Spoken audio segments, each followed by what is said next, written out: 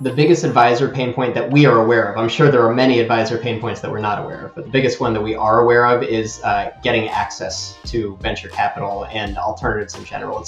It's the execution part of access that's so hard. There is less volatility than you would expect in the VC asset class. The problem with public markets is they move every microsecond. And then people react to those movements every microsecond. And VC-backed companies, they raise money every 2 years, which is a price, that's the only natural price rediscovery opportunity for a VC-backed company. And VC firms only mark them quarterly.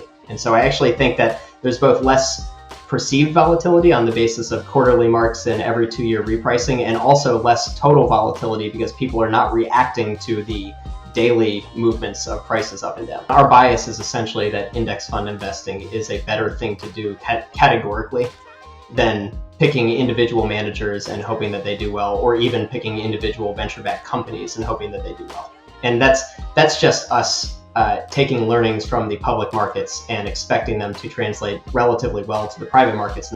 We are, but we also are pretty open about the fact that investing in any one venture capital firm that might have 10 or 15 positions in their portfolio it may have the same expected value as investing in 100, but it does not have the same variance. And so in any particular vintage, you could be plus 100% or minus 20%, and that's kind of an uncomfortable thing when what you're looking for is to track the median returns of an asset class that has historically done really well.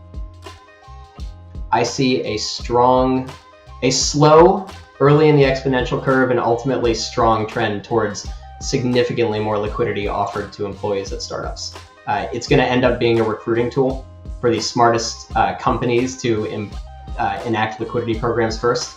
And they're going to win so many employees away from the folks that are not doing this that it will have kind of a snowball effect. I mean, the labor markets are otherwise relatively efficient, and there aren't too many jobs where you can make $10 million a year in cash salary.